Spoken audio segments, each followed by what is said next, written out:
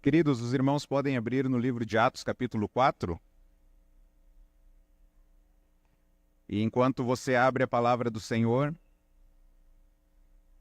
eu gostaria de perguntar para você seu sistema de avaliação, né? Quando você avalia o seu casamento, por exemplo, quais elementos que você usa? Quando você avalia a sua família, quais elementos que você usa? Quando você avalia uma mensagem, né? Para falar a mensagem foi boa ou ruim, a família está boa ou ruim, o casamento está bom ou ruim, a igreja está boa ou ruim, quais elementos que você usa para fazer essa avaliação?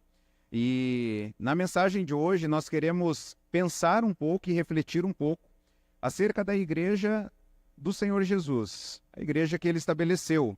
Quando nós olhamos para o livro de Atos, nós temos ali indicativos, né, parâmetros onde nós podemos avaliar como que a igreja deve ser. E Atos capítulo 4 é um texto onde nós refletiremos, o texto que foi lido, Atos capítulo 4, do versículo 23 em diante, onde nós vamos refletir um pouco sobre isso, pegando alguns parâmetros aqui do que acontecia na igreja e trazendo para nós daquilo que nós devemos praticar também. Muito obrigado. O contexto para chegar no capítulo 4, o que havia acontecido, né? A igreja estava num processo de formação. O apóstolo Pedro e João, eles haviam encontrado o aleijado, né? E o aleijado pediu uma esmola, eles falaram que eles não tinham, mas eles tinham Jesus e Jesus eles iriam oferecer, e aí o aleijado foi curado.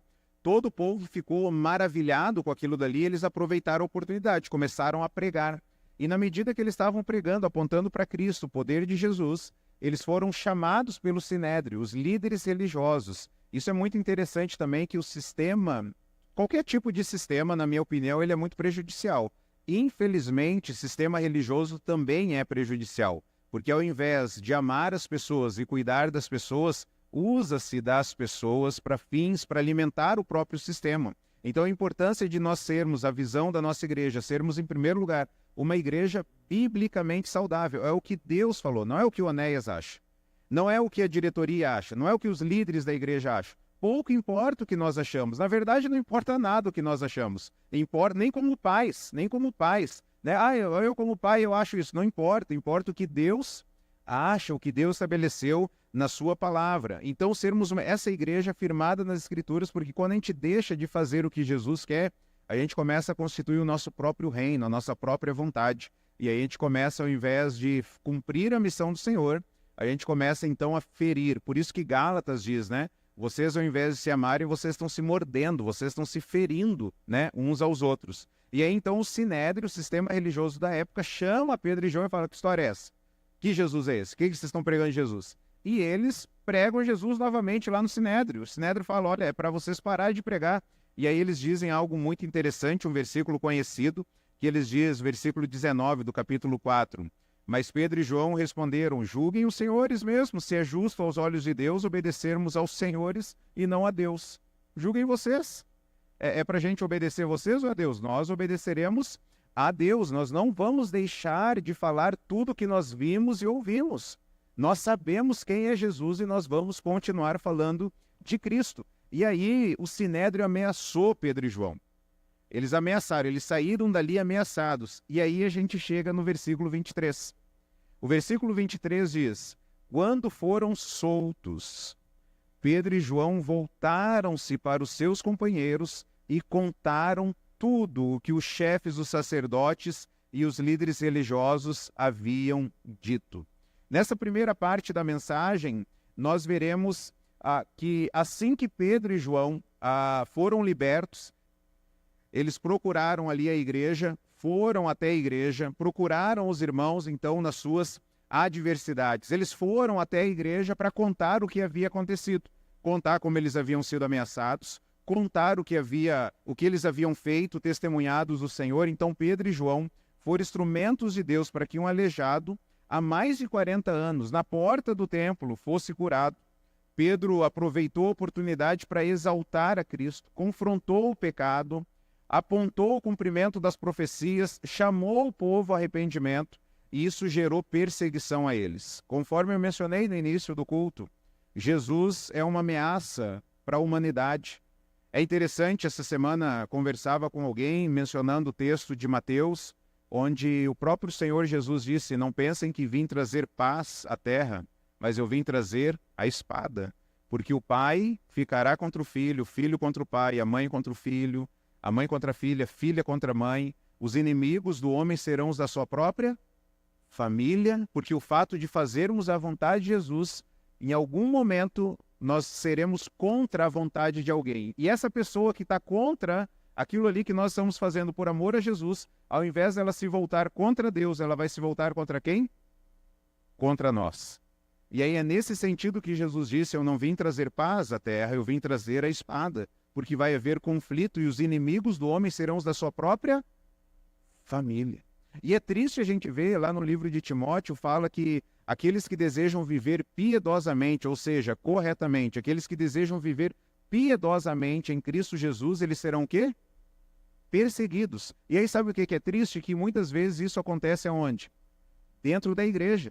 Porque você quer fazer a vontade de Deus e algumas vezes você é zombado por aqueles que não deveriam zombar, por aqueles que deveriam te encorajar, por aqueles que deveriam falar: nossa, irmão, que bênção, você tem uma fé e uma coragem que eu não tenho, eu te admiro por isso, eu oro para um dia conseguir chegar nesse degrau, nesse patamar que você está, mas não, as pessoas preferem zombar. Chega alguém, seja na época do namoro, seja na época do noivado, seja na época do casamento, na educação de filhos, na administração financeira, aqueles que desejam viver piedosamente em Cristo Jesus acabam sendo, então, perseguidos. Então o apóstolo Pedro e João vão até os seus irmãos e contam o que havia acontecido, porque a igreja, irmãos, é o recurso de Deus para nos encorajar. Irmãos, se Deus tira a igreja da terra, se Deus tira a igreja do mundo, perde-se uma mensagem onde chama o povo para o arrependimento, onde chama o povo para chegar até Jesus, e nós estamos aqui na terra como igreja do Senhor para transmitir uma mensagem. Nós não estamos aqui para fazer entretenimento, nós não estamos aqui para fazer festa, nós não estamos aqui para divertir o povo, nós estamos aqui como igreja para transmitir uma mensagem. E se nós paramos de transmitir essa mensagem, chamando o ser humano: olha, se arrependa do seu pecado e creia no Senhor Jesus, por que nós estaremos aqui ainda? Porque essa é a nossa missão. A igreja de Jesus, então, é o recurso de Deus para anunciar, para pregar e para nos encorajar. A igreja de Jesus, ela deve estar preparada para consolar aqueles que estão passando adversidades, aqueles que foram ameaçados. A igreja de Jesus é chamada e deve ser preparada para orientar e orar junto com irmãos e pessoas que passam por dificuldades. Nós não podemos viver um cristianismo sem igreja. O apóstolo Pedro e João, assim que eles terminaram de pregar, eles foram para onde? Encontrar os seus irmãos. Então, quando nós estamos em dificuldade, nós não devemos nos ausentar da igreja. Quantas pessoas você conhece que estão com problema? E hoje, irmãos, os nossos problemas são bem diferentes do problema desse povo aqui. Eles eram ameaçados correndo risco de vida. Hoje os nossos problemas é ó vida, ó céus, ai as minhas emoções, ai como eu estou mal, ai meu sentimento, meu coraçãozinho foi magoado. Os nossos problemas hoje são bem diferentes do que aqueles irmãos passavam. Eles eram torturados, entraram para a galeria da fé, aqueles irmãos, todos esses Pedro e João foram martirizados por causa do Evangelho de Jesus. E aí, quando nós passamos nossos problemas, ao invés de procurar a igreja, o que a gente faz? Nós os ausentamos. E lembra, eu não estou falando de sistema religioso, eu estou falando de igreja. Eu estou falando de corpo de Cristo, procurar os irmãos. Por que nós fugimos? Por que nós nos ausentamos? Por causa do nosso próprio pecado. Lembra lá de Gênesis 3? Adão e Eva pecaram, o que eles fizeram? Se esconderam, eles fugiram. Então, nós acabamos então nos distanciando da igreja ao invés de nos aproximar da igreja. E igreja não é prédio, igreja é povo.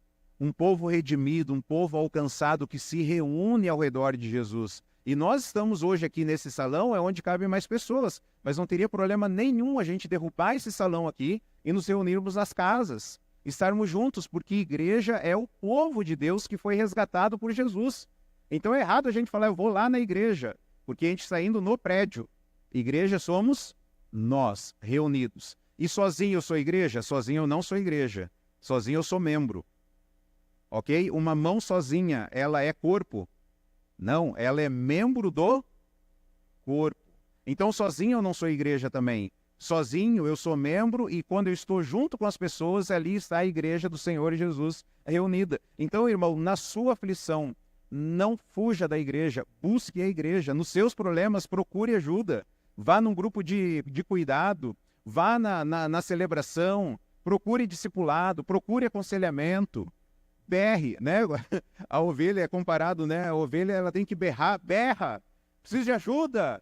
Alguém pode me ajudar? Estou com dificuldade aqui. E não é que você é um crente dodóizinho, não, né? Ah, eu estou com um probleminha aqui, me ajuda. Eu estou com uma dificuldade, eu quero glorificar mais a Deus. Eu sou filho de pastor, a gente está com a presença hoje dos meus pais aqui. Fui criado na igreja. Criado na igreja. Se tem uma coisa nessa terra aqui que eu entendo e vejo, é a igreja, gente. Fui criado na igreja, conheço a igreja, sou pastor. Eu conheço a igreja. E aí, às vezes... tem um texto lá em Eclesiastes que diz assim, ó, não procure ficar sabendo o que as outras pessoas falam ao seu respeito, porque senão você pode até ficar triste. Tem um texto de Eclesiastes, ele é um pouquinho mais diferente, lá no contexto de trabalho, ele fala assim, ó, não procure ficar sabendo o que os seus servos falam a seu respeito. Né? No caso de hoje seria, não procure ficar sabendo o que os seus funcionários falam a seu respeito, porque senão você vai ouvir eles falar mal de você, você vai ficar triste. Mas aquele texto eu apliquei para mim, cara, eu não quero saber o que as pessoas falam de mim, não me preocupo, porque eu sei que falam mal de mim, e eu não tenho problema com isso. Se falaram mal do meu Jesus, que era perfeito, quanto mais do Onéias. Então tem muita coisa que fala mal de mim, e eu falo, e tá boa razão, tá certo. E tem muita coisa que fala mal de mim, que é uma interpretação errada, e eu não tô nem aí.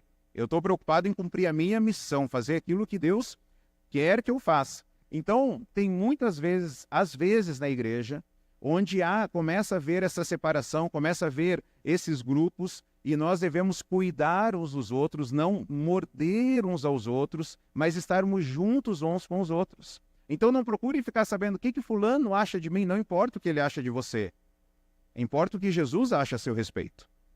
E o Senhor te chamou para você estar perto da igreja, ajudar a igreja, e olhar nos olhos da pessoa e perguntar, tá tudo bem contigo? Mas aquele pecador falou mal de ti na semana passada, não tem problema, foi ele que falou ou foi tu? Foi ele, e a tua missão qual é? É estar junto dele, é cuidar dele, é servir. E aí, criado na igreja, acaba acontecendo muita fofoquinha, muito isso, muito aquilo. E às vezes no ministério pastoral alguém fala assim, o pastor está mais perto do fulano do que do Beltrano. E eu falo tranquilamente, eu estou mais perto de quem pede ajuda. Se você começar a pedir ajuda para mim toda semana, posso ter certeza que toda semana eu vou estar perto de você. Pedir ajuda para mim todo dia eu vou estar perto de você, com exceção de segunda. Brincadeira.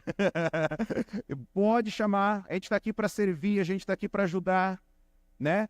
Mas fulano tá mais lá, o líder do meu ministério cuida mais daquele outro. Não, talvez a ovelha, uma vez eu estava conversando, irmãos, com um pastor, eu falei da ovelha aqui, acabei misturando, falando que a ovelha tem que berrar, a ovelha tem que pedir ajuda.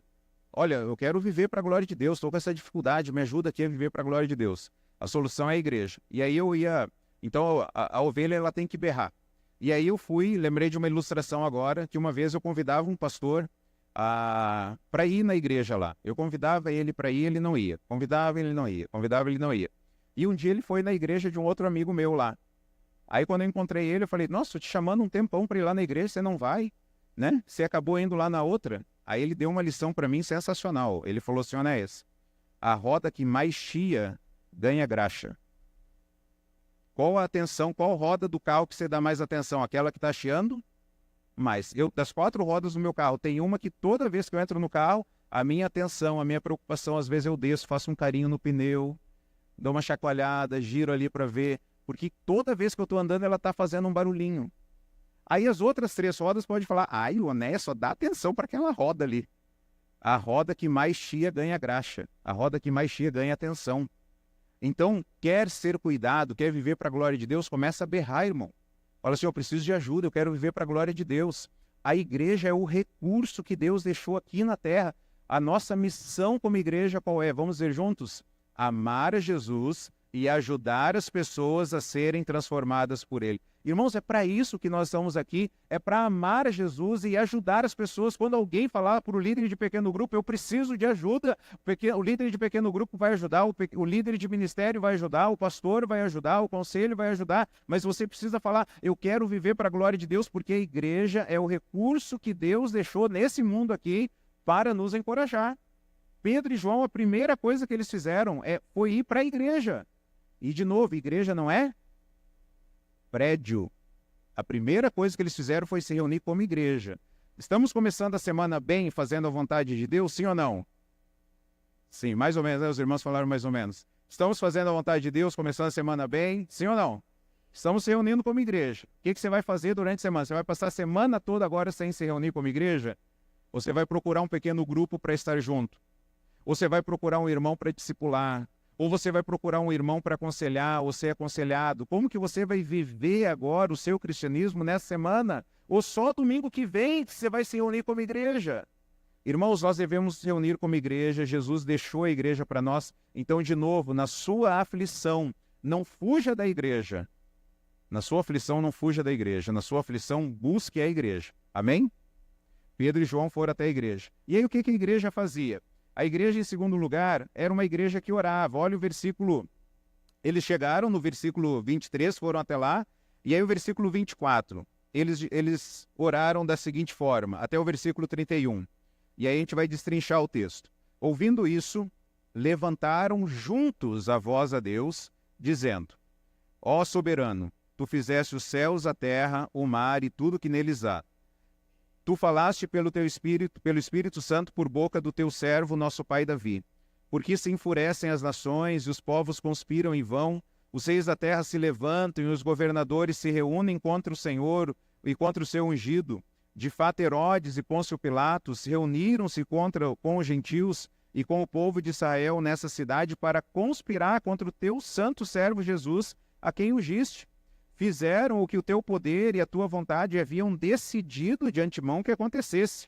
Agora, Senhor, considera as ameaças deles e capacita os teus servos para anunciarem a tua palavra corajosamente. Estende a tua mão para curar e realizar sinais e maravilhas por meio do nome do teu santo servo Jesus.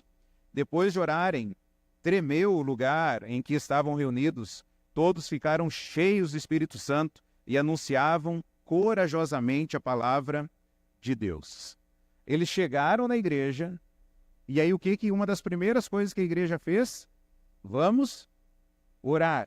E eles começaram a orar. Por meio da oração, nós olhamos para Deus, e quando nós olhamos para Deus, nós não ficamos com medo. Vou repetir essa frase. Por meio da oração, nós olhamos para Deus, e quando nós olhamos para Deus, nós não ficamos mais com medo. Quando a minha filha de 4 anos está chorando, o que eu falo para ela? Olha para o papai. Aí, dificuldade, olha nos olhos do pai. Aí o pai começa a falar com ela: filha, calma. Olha isso, considera aquilo, vamos ver isso, dá um abraço aqui. E aí, de repente, o choro vai embora. Não é isso que Deus faz com a gente? Nós ficamos com medo quando nós estamos inseridos nos nossos problemas. E quando o nosso papai do céu nos chama, o nosso abapai nos chama: filho, calma, olha para mim. Não, mas eu estou olhando para as circunstâncias. Não, olha para mim. Calma, eu sou soberano, eu estou cuidando da sua vida, da sua família. Vem cá. E aí, sabe quando a criança começa daquele suspiro, né? Passou, passou, passou. Aí daqui um pouco a gente está sorrindo, a lágrima está correndo ainda, mas nós estamos sorrindo. E a igreja, então, ela ora de forma unida. Na prática, a oração existe, aquela oração particular, onde Jesus fala: entra no teu quarto, fecha a porta e ora o teu pai que está em secreto. E existe a oração pública também, a oração coletiva, onde nós estamos reunidos juntos para orar uns com os outros, e a igreja aqui começou a orar, então. Nós precisamos continuamente orar pelos nossos irmãos. Nós oramos aqui no culto, vamos orar de novo aqui no culto, mas aonde e em qual momento, nas atividades da nossa igreja, você consegue abrir mais o seu coração e falar mais os seus problemas para você receber oração e orar pelos irmãos? Em qual momento? no GC, no grupo de cuidado, nos pequenos grupos, onde você está em casa, e você fala, eu gostaria de orar, gostaria de pedir oração, gostaria de compartilhar algo que Deus está fazendo na minha vida. Aí você começa a abrir o seu coração, começa a relatar, começa a falar aquilo que está acontecendo no seu coração. Então você vai orar publicamente, coletivamente com seus irmãos também. Eles oraram então unidos, eles oraram em adoração, eles começaram a oração louvando a Deus por quem Ele é. Eles começaram dizendo que, ó soberano, aquele que está assentado no trono e que governa o universo, aquele que está acima do universo, aquele que toma conta da nossa vida, aquele que permitiu o que aconteceu na nossa vida, aquele que é Senhor da história, aquele que é o nosso dono, o nosso mestre, o nosso Senhor. Diga aí quem é que toma conta de toda a história, qual o nome dele? Jesus. Nós cantamos sobre isso, não há nenhum outro nome. É Jesus, se Ele controla a história. Irmão, se Ele criou um mundo, através da sua voz, Ele toma conta da minha vida, Ele toma conta da sua vida e nós podemos descansar nele. Quem é o Senhor da sua vida? Jesus. Quem é que cuida da sua vida? Jesus. Quem é que está com você nos seus problemas e nas suas enfermidades? Jesus. Quem está com você quando você está sozinho, chorando e dizendo as pessoas me abandonaram? Quem é que não te abandonou e está lá junto com você? Jesus. Ele é soberano, Ele tem o poder e o controle total.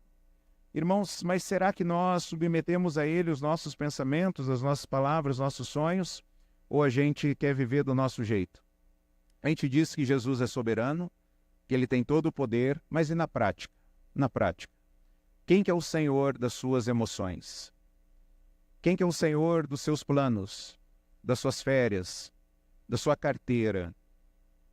Quem é o Senhor do seu passado, as coisas que aconteceram lá atrás e que de vez em quando te assombra? Quem é o Senhor do seu futuro? Se for você mesmo, essa é a causa da ansiedade. Quem é o Senhor do seu presente? Se for você mesmo, o estresse é a causa. Se é você mesmo, o estresse então está manifestando isso, que você mesmo é o Senhor do seu presente. Mas se Jesus é o Senhor do meu passado, eu não vou viver na amargura, aprisionado no passado. Se Jesus é o Senhor do meu futuro, eu não vou viver ansioso. Eu vou lançar sobre Ele, a Bíblia diz isso, lancem sobre Ele toda a sua inquietação, toda a sua ansiedade. Por quê? Porque Ele está cuidando de você. Se Jesus é o Senhor do seu presente, não tem motivo de você viver estressado. Você pode descansar, você pode dormir.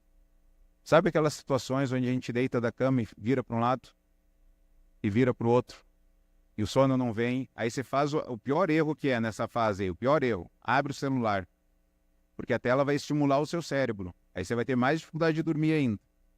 E aí você fica inquieto, porque você não está conseguindo dormir porque a sua cabeça está girando nos seus problemas. Irmãos, o texto diz que Jesus, que Deus é soberano, Ele fez os céus, Ele fez a terra, Ele fez o mar, tudo que neles há.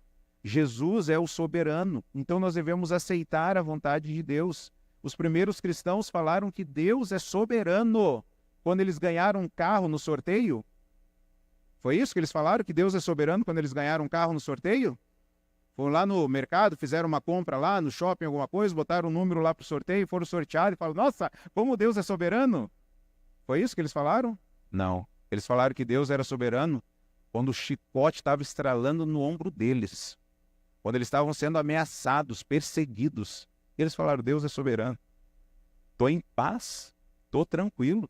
Estou indo no médico receber um laudo lá do médico. Estou em paz. Deus é soberano.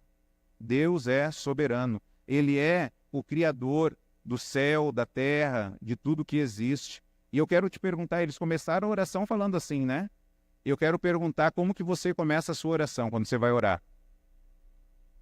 Como é que você começa a sua oração? Papai do céu, eu quero pedir. É assim que você começa a oração?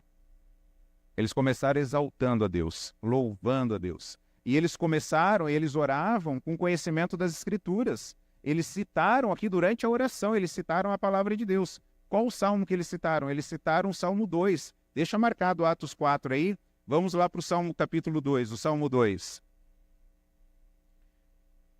Salmo 2. Eles citaram os 2 primeiros versículos desse salmo.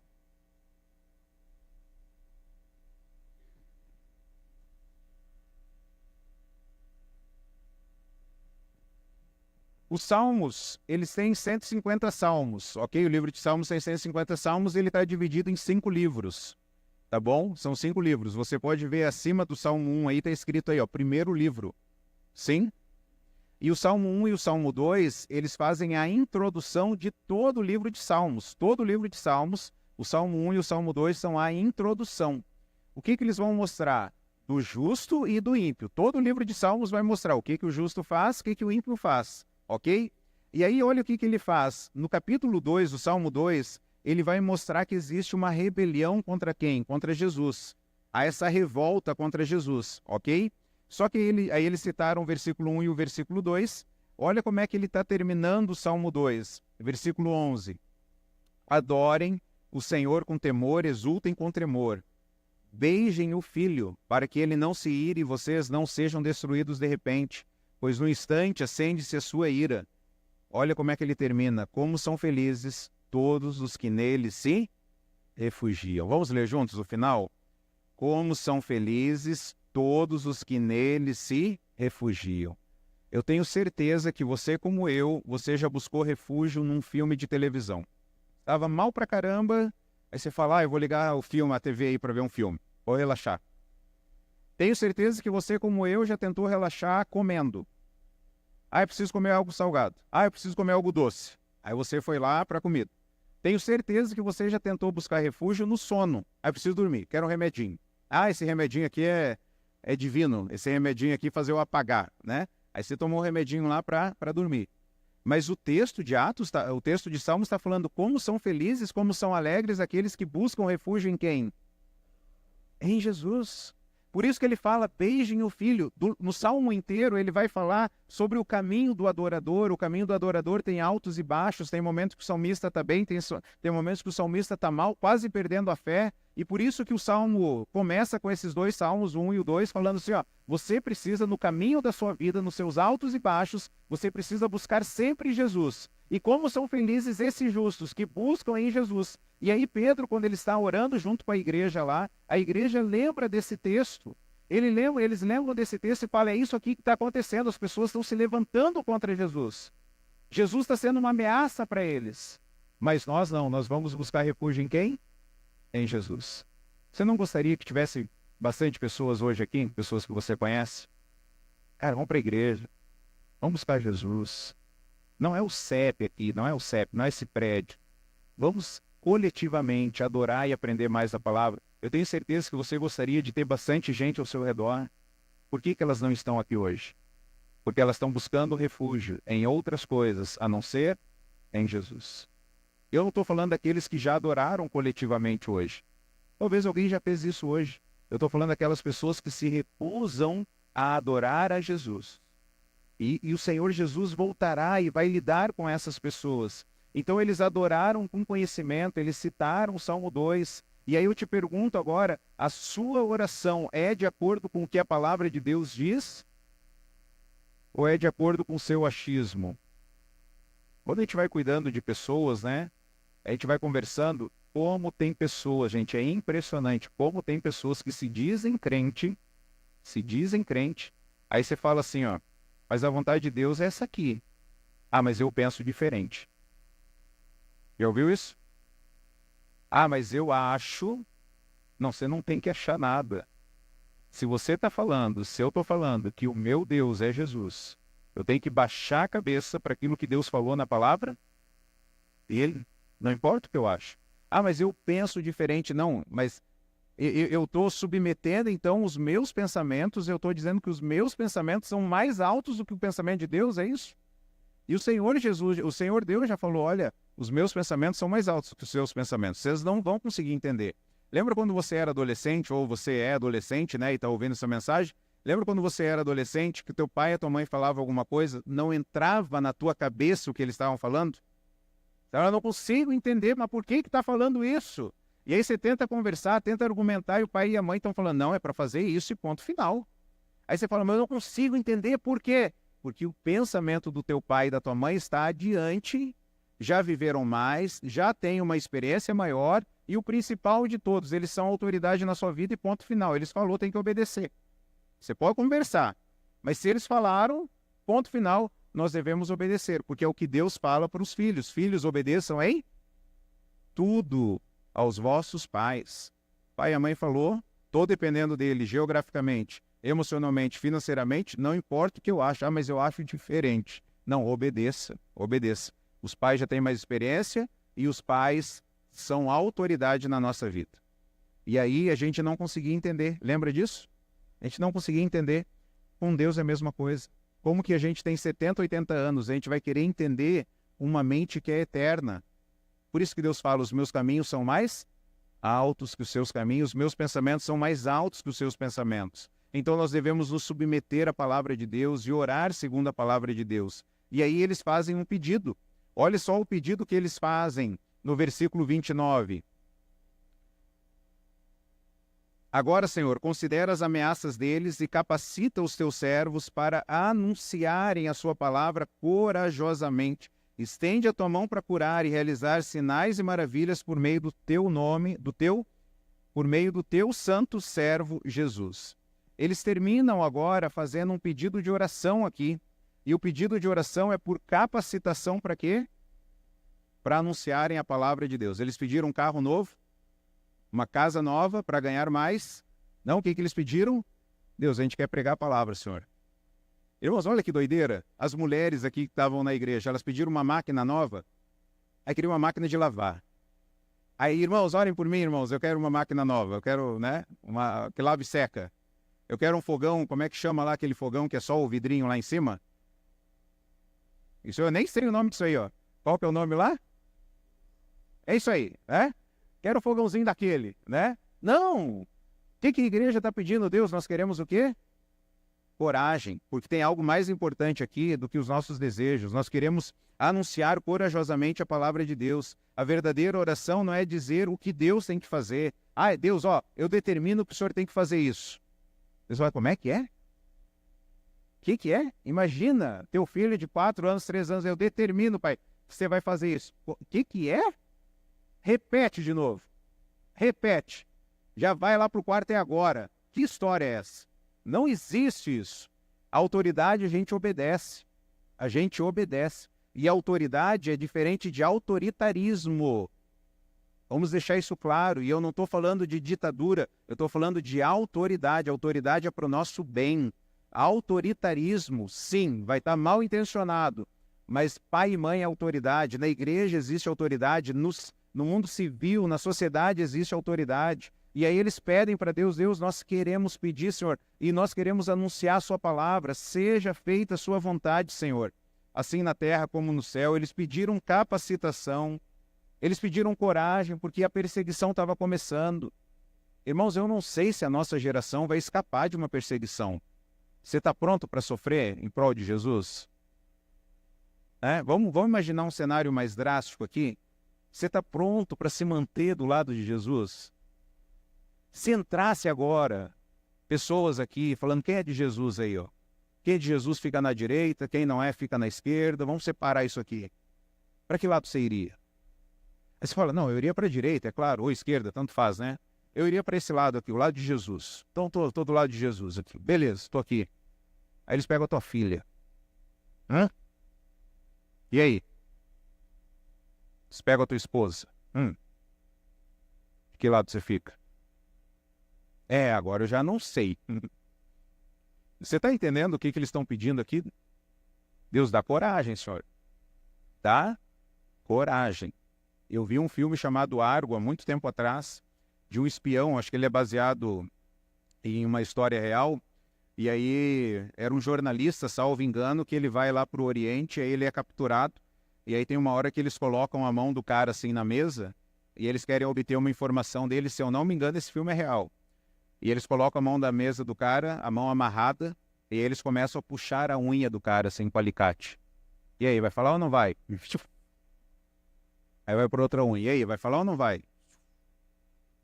Cara, quando eu vi esse filme, eu falei, ih, se fosse eu com Jesus, hein? Vai negar ou não vai? Não? Então, peraí, deixa eu arrancar uma unha aqui, ó. Volta. E assim, não sei se você é pecador igual eu, né? Mas se você tem um desejo de maldade no coração aí, que o coração, a Bíblia diz que do interior vem do nosso coração vem maus pensamentos, né? Aí tu imagina, você está diante do inimigo, você vai fazer um sofrimento rápido nele ou um sofrimento demorado? Hã? Isso é inimigo dos caras. Se você estivesse no outro lado, você ia puxar a unha devagar dele ou rapidão? Aí, ó, desculpa, eu vou só puxar rápido aqui para doer menos. É isso que você ia fazer? Ou você ia puxar devagar? Ver o cara suando. E aí, vai negar ou não vai? Os irmãos estão entendendo? Os caras estão pedindo coragem aqui no contexto de perseguição. Eles foram ameaçados, a perseguição está começando na igreja. Deus nos dá coragem. Eles pediram para acabar o sofrimento aqui. Eles pediram, Deus, acaba com as ameaças. Foi isso que eles falaram? Não, Deus nos capacita, Senhor. Porque a situação vai ficar pior. Quando você vê a abertura das Olimpíadas, isso aí não é nada, irmãos. Isso aí não é nada. Só vai piorar. Deus nos dá coragem para testemunhar, falar o que tem que ser dito. Eles não pediram o fim dos problemas, eles pediram para terem coragem. Eles não estavam tremendo de medo, eles pediram poder para enfrentar o medo. São pedidos assim que as nossas orações têm sido feitas. Deus, eu quero testemunhar de Jesus, eu quero falar de Jesus. Me dá coragem de falar de Jesus no meu emprego. Me dá coragem, Jesus, de falar do Senhor para o meu pai que rejeita Jesus, para minha mãe que rejeita, para o meu filho que rejeita. Me dá coragem. Ah, mas eles vão me rejeitar. Deus, me dá coragem para mim lidar com a rejeição, talvez até daquelas pessoas que eu amo. Ou talvez perder o emprego pela causa de Cristo. Irmãos, pedir de acordo com a vontade de Deus, Deus vai nos ouvir. E eles pediram a intervenção de Deus também. No versículo 30, Deus estende a tua mão para curar, realizar milagres, sinais, Senhor. Mostra o que o Senhor está fazendo. Eu creio que nós devemos orar assim com mais confiança e ousadia, pedindo a intervenção de Deus. Nós precisamos jejuar mais, orar mais, clamar mais a Deus e falar, Deus, manifesta, Senhor. Pega aquele camarada lá que está rejeitando o Senhor, mas vai com uma carreta de frente, Senhor. Vai lá, mostra para ele que o Senhor é Deus, que o Senhor vive, que o Senhor reina. Traz ele para perto, Deus. Aflige aquele coração que está pecando em paz. Não dá paz para ele não, Deus. Traz ele de volta. Ele é seu filho. Nós devemos pedir com coragem para que Deus possa agir, realizando sinais, realizando maravilhas, não porque nós temos poder, mas para que Deus seja glorificado, através da salvação e da edificação de vidas. No versículo 31 diz que depois deles orarem, olha o que aconteceu. Tremeu o lugar onde estavam reunidos, todos ficaram o quê? Cheios do Espírito Santo. E anunciavam corajosamente a palavra de Deus. Primeiro, 120, lá em Atos 2, ficaram cheios do Espírito Santo. Depois, 3.000 ficaram cheios do Espírito Santo. Os que creram, fala que chegou a 5.000 que estavam cheios do Espírito Santo. Uma igreja cheia do Espírito Santo, ela cresce no meio da diversidade. Crente, gente, presta atenção no que eu vou falar. Crente cheio do Espírito Santo é igual massa de pão. Quanto que a massa de pão vai crescer? Quanto mais bate. Eu vi um vídeo, eu não sei se isso é verdade, se foi na mesma época, porque infelizmente tem os que dizem que são crente e mente, né? Mas eu não sei se foi aí simultâneo, mas depois da abertura das Olimpíadas, me apareceu um vídeo lá, um monte de crente na praça louvando a Deus. Eu não sei se foi agora ou se foi antes, mas crente é igual massa de pão. Quanto mais bater, mais vai crescer. Nero, um homem cruel, soltava feras como é que chama lá nas arenas? Soltava feras para dilacerar os cristãos. Os cristãos morriam louvando a Deus em oração. E uma hora ele falou assim, gente, esse povo aí sabe morrer, hein? Esse povo aí morre com dignidade. Já pensou? Irmãos, quanto mais bate, mais o povo de Deus cresce. Sabe por que está essa várzea no Brasil, em termos de teologia e eclesiologia? Sabe por quê? Porque não tem perseguição. Hoje eu vi um influencer aí que tem milhões de seguidores. Milhões, até hoje eu não entendi qual que é dele. Já perguntei para umas pessoas, esse cara aqui, qual que é desse cara aqui? Ninguém sabe explicar. Aí me apareceu hoje, o cara sendo batizado lá onde Jesus, né, foi batizado também. Aí eu olho assim, eu falo, cara, desculpa, mas eu tenho dificuldade de acreditar numa conversão dessa. Porque na hora eu falei, deixa eu ver os próximos vídeos. Os próximos vídeos igual aos anteriores, nada mudou. Nada mudou. Mas se Jesus é meu Senhor, a minha vida não vai mudar? Sim ou não? Vai, ou se vai mudar. Aqui a gente teve uma experiência aqui nessa igreja amada que foi muito legal, a gente acompanhando algumas pessoas. E aí, uma determinada área estava fora da vontade de Deus e a gente nunca mencionou nada. Nunca mencionamos nada. Mas um determinado dia, aquela área, ela foi retirada da vida da pessoa. Foi retirada. Tirou assim, ó, pum, simplesmente tirou. Aí a gente perguntou, por que isso mudou aí, hein? Não, porque agora eu sou de Jesus. E se eu sou de Jesus, a minha vida é transformada. Irmãos, isso dá uma alegria para nós, sabe por quê? Porque não fui eu que falei, não foi o ser humano que falou. Quem foi que falou? O Espírito Santo falou, isso aqui não condiz, esse vocabulário aqui não está legal. Esse desejo aqui não está bom, esse comportamento não está bom. E precisa haver uma mudança. Jesus é o nosso Senhor e a igreja estava cheia do Espírito Santo. E quando nós estamos cheios do Espírito Santo, nós temos o caráter de Jesus em nós. Existe uma diferença entre batismo no Espírito e plenitude do Espírito. O batismo no Espírito ele acontece uma vez só, que é no momento da conversão. Efésios 1:13. Quando vocês ouviram e creram na palavra da verdade, o evangelho que nos salvou, vocês foram, selados com o Espírito Santo. O Espírito Santo vem habitar em nós no momento que a gente crê no evangelho. Mas a gente pode receber o Espírito e não sermos cheios do Espírito. Quando a gente estiver cheio do Espírito, a gente não vai fazer bobagem. Quando a gente estiver cheio do Espírito, a gente vai manifestar mais o fruto do Espírito. Tem bastante gente aqui na igreja que está cantando a musiquinha, né, do fruto do Espírito. O fruto do Espírito é amor, alegria, paz, longanimidade, benignidade, bondade, fidelidade, mansidão, domínio próprio. Quando você está cheio do Espírito, você vai manifestar o fruto do Espírito. E aí o que eles fizeram? Eles ficaram cheios do Espírito e agora eles saíram para falar da palavra de Deus com coragem. Então, nesta igreja, além do Espírito morar na igreja, preste atenção, além do Espírito morar na igreja, o Espírito Santo também era o presidente da igreja. Ele que era o chefe.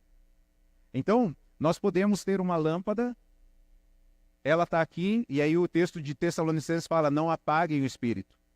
A gente não vai perder a lâmpada, a gente não vai perder o Espírito, porque o Espírito Santo é a garantia da nossa salvação até o último dia. Mas a gente pode deixar a luz apagada, igual aquela lá, ó. A luz está lá. Mas a gente não está deixando o Espírito Santo se manifestar, brilhar a luz de Jesus por nosso intermédio, quando a gente está vivendo só para nós, para aquilo que eu acho, para aquilo que eu quero. E aí no versículo 31, eles anunciaram, eles foram pregando a palavra de Deus com coragem, eles não se intimidaram, quase que nós pedimos desculpa para evangelizar, não é verdade? Me desculpe, eu posso falar de Jesus para você? Aí a pessoa vai falar o quê? Não. É pregar com coragem. Chega e fala, quero te falar do meu melhor amigo, meu Redentor, meu Senhor, aquele que morreu na cruz para perdoar os meus pecados e que Jesus também possa fazer isso por você e sem pedir desculpa. Uma das coisas que eu gosto de fazer, além de pregar, além de aconselhar, é também falar de Jesus para não crentes e Deus deu a oportunidade de voltar agora para falar para GCM, falar para PM.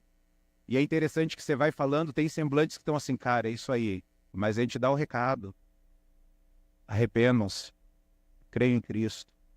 A gente não sabe quando que nós estaremos com o Senhor. Pregar, anunciar. Essa igreja, ela não estava com medo da perseguição, mas ela era uma igreja que amava o Senhor. E aí no versículo 32, olha o que diz. Da multidão, lembra que eles já estavam em 5.000, né? Da multidão dos que creram, uma era mente e um coração. Ninguém considerava sua coisa alguma que possuísse, mas compartilhavam tudo que tinham.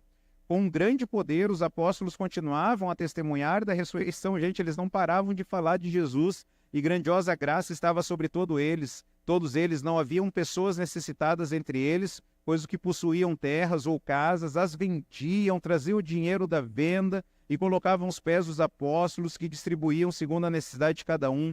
José, um levita de Chipre, a quem os apóstolos deram o nome de Barnabé, que significa encorajador, vendeu um campo que possuía, trouxe o dinheiro e colocou aos pés dos apóstolos.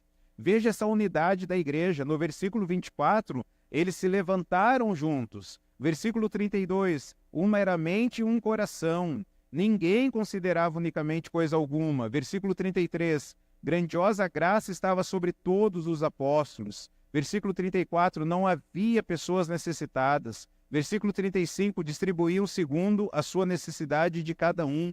Essa era uma igreja coesa, essa era uma igreja ligada, essa era uma igreja unida. Essa igreja ninguém tinha necessidade. Nessa igreja ninguém ia lá, alguém ia cortar a luz lá daqui, o irmão lá, porque alguém ia lá e ajudar. Ninguém ia passar fome porque havia uma cesta básica. Ninguém ia cortar água porque haveria lá uma ajuda para que a água não fosse cortada. A pessoa não está conseguindo pagar a prestação da casa, alguém ia lá e ia pagar. Alguém está precisando ser capacitado no emprego, alguém ia lá e ia ajudar a ser capacitado. Uma igreja unida, uma mente, um coração, não havia separação, não havia divisão. No livro de Gálatas diz que dentro da igreja pode até acontecer, sabe o quê? Facção. Quando você pensa em facção, o que é facção, gente? E às vezes na igreja, será que não tem facção? Meu grupo, teu grupo, minha panela, sua panela.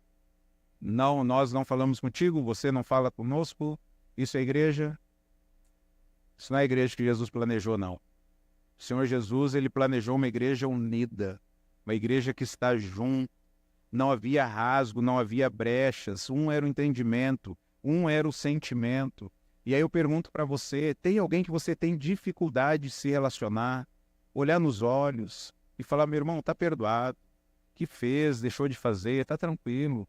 O Senhor é um Deus justo, Ele toma conta de nós. Vida segue, irmão, vida segue. Ou você é aquele crente mimizento, bebê chorão, que ó vida, ó céus, fulano não me cumprimentou, fulano não falou comigo, fulano não fez o que eu queria, ai, mas fez para o outro, fulano não me chamou para comer, chamou o outro, sabe aquela coisa? Fica remoendo, né? Termina o culto, aí você vai ver lá o Instagram, ai, saíram para comer, não me chamaram. Ah, meus irmãos, esses dias eu ouvi alguém se referindo ao Brasil, ao estado do Brasil hoje, e alguém falou assim, o Paraguai vai invadir o Brasil com chinela na mão, que não vai ter homem para proteger, né? E aí eu dei risada da ideia com a chinela na mão, né? E, irmãos, como faltam homens de verdade, não é verdade? Cara, pele grossa, irmão, pele grossa, aguenta o tranco. Esses dias o Samuca estava brincando com alguém mais alto que ele, mais forte que ele, e aí eu vi pelo semblante do Samuca que o negócio já estava beirando lá a ira, sabe? E aí a gente ia controlando, deixando. Aí uma hora lá, o Samuca foi provocar. Aí na hora que o Samuca provocou a fera, aí eu falei, ó, aguenta o repuxo agora. Aí, irmão, aí foi, né? Aí o semblante tava quase chorando mesmo. Aí a Sarinha começou a chorar. Ai, não é para fazer isso com o maninho. Eu falei, não, deixa ele se virar. Ele mexeu, agora ele aguenta. Né? Se fosse uma mãe, gente, o que a mãe ia fazer? O que a mãe ia fazer, hein? O pai, pode pegar, bate, pode fazer chorar, não tem problema. Porque a vida não é assim, a vida não faz isso com a gente. Cara, se a gente não preparar essa geração agora para ter uma pele grossa, no outro dia, eu fui conversar. Filho, e aí as lições que você aprendeu? Ó, primeira lição, hein? Pele grossa e coração mole. Homem tem que aguentar pancada. A vida vai dar pancada. Esses dias, vou só dar um exemplo, gente. Esses dias ele foi lá tomar banho, esquentou bem o chuveiro, fechou tudo. Falei, tá errado isso aí, hein? Sabe aqueles dias frios? Falei, já tá errado isso aí. Chamei lá no banheiro, ó, filho. Homem tem que se acostumar com a diversidade logo cedo. Não tem problema você tomar banho quente. Porque banho quente é uma novidade, você sabia disso, né? Até anos atrás, até a geração talvez dos nossos avós não tomavam banho quente, não. Mulher eu entendo, tomar aquele banho escaldante lá que você chega a cair a pele. Beleza. Mulher, conforto. Eu falei, mas homem, irmão, homem você tem que estar preparado para a diversidade. Então, se a janela está lá aberta, deixa a janela lá, não tem problema. Né? Não precisa deixar lá no torrando, lá, que o chuveiro quase desmancha, que a mulher toma banho, né?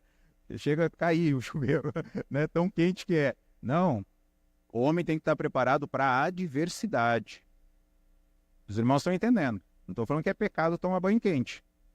Eu estou falando assim, se você sempre aproveitar todo o conforto que a vida te dá, como que você vai lidar quando chegar os momentos de adversidade?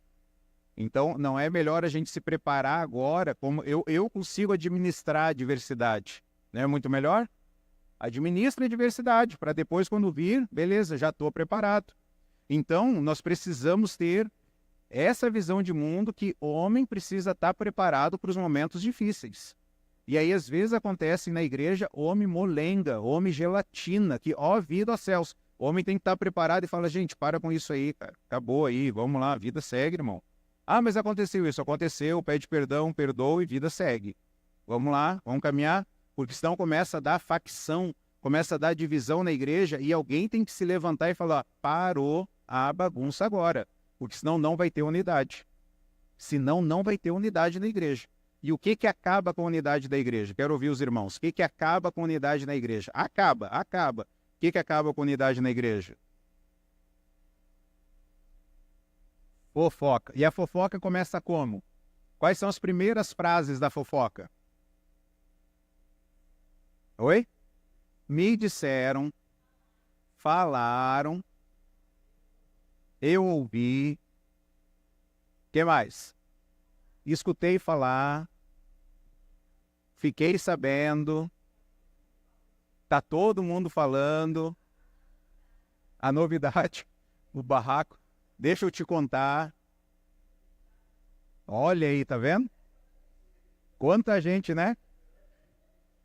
Deixa eu te falar agora. Puxa o cinto aí e coloca aí, que agora você vai descer a ladeira aqui de baixo, aqui, ó. Sabe por que tem muitos faladores na igreja? Porque tem muitos ouvidores. Fiquei sabendo. Não. Eu não quero saber. Você já conversou? Não, então eu não quero saber. Não, mas fulano não sei o quê. Se você não procurar o fulano em uma semana, eu vou lá e vou falar com ele que você me falou.